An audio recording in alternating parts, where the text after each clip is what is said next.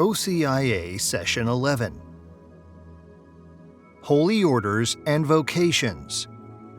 Priesthood, Religious Life, Lay Vocation. Welcome back. Last time we explored the sacrament of marriage. How two people, with Christ at the center, become a sign of God's love for the world. Today, we turn to another sacrament of service. Holy Orders.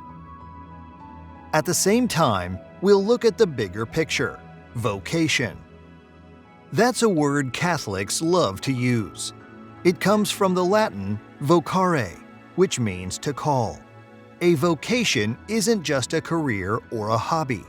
It's the way God calls you to love and serve in the world. For some, that call is to marriage. For others, it's to religious life or priesthood. And for most of us, it includes a call to live our faith in daily life as lay people. Whatever the form, vocation is God's invitation to joy. What is Holy Orders?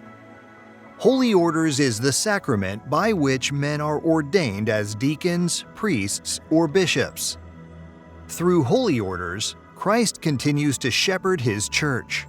Deacons serve by proclaiming the gospel, preaching, baptizing, witnessing marriages, and helping with works of charity. Priests celebrate the Eucharist, forgive sins in confession, anoint the sick, and shepherd parish communities. Bishops oversee dioceses, ordain priests, and carry on the mission of the apostles. Without Holy Orders, we wouldn't have the Eucharist, confession, or any of the other sacraments.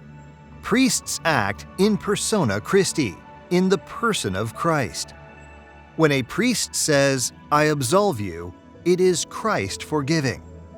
When he says, "This is my body," it is Christ speaking. Humor break. One child once asked his priest, "Father, if you don't get married, who cooks dinner for you?"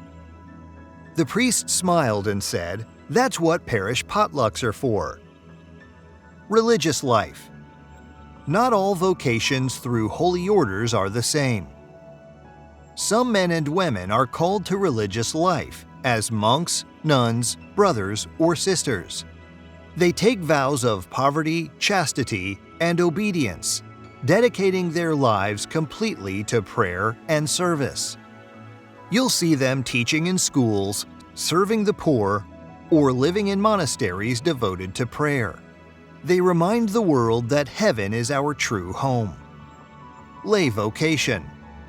But here's the part many forget. Most Catholics are not priests or religious. Most are lay people, and that's not second-class discipleship. Lay people are called to live their vocation in the world, in families, workspaces, neighborhoods, parents raising children in the faith, workers bringing honesty and justice into their jobs, parishioners serving in ministries. Your vocation may not involve a collar or habit, but it is just as important. Interactive reflection. Take 2 minutes. Ask yourself, where do you feel drawn to serve? In your family? In your work? In the parish? Write it down. That could be a clue to your vocation. How vocations are discovered. Vocations aren't usually revealed in lightning bolts. They are discovered gradually, through prayer, community, and service. Sometimes God speaks through others. A friend says, "You'd make a great priest," or "You'd be a wonderful mom." Pay attention.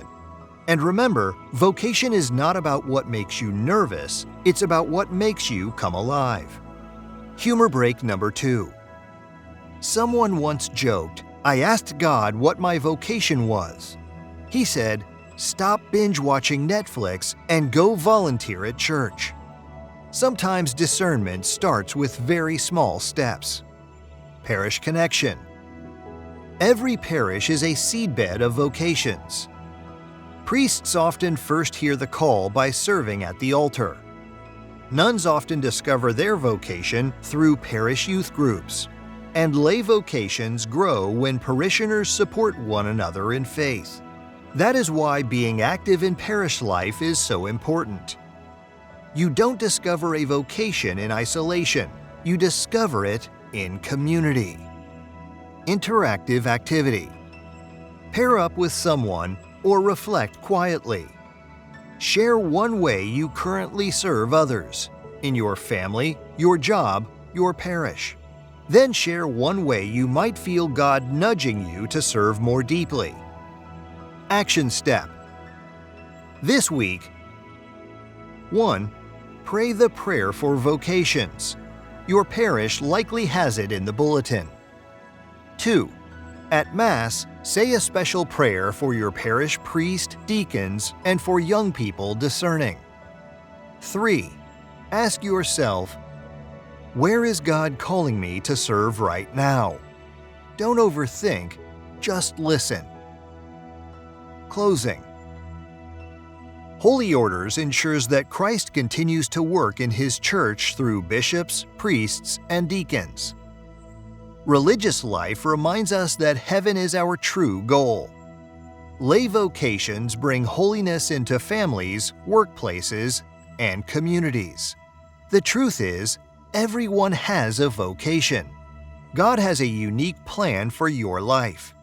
And when you say yes, you don't lose joy, you gain it. Next time, we'll talk about another sacrament of healing, anointing of the sick, how God strengthens us in suffering and brings hope when we need it most. Until then, remember, vocation is not a burden, but a gift. The question isn't, do I have a vocation? It's, am I ready to listen and respond?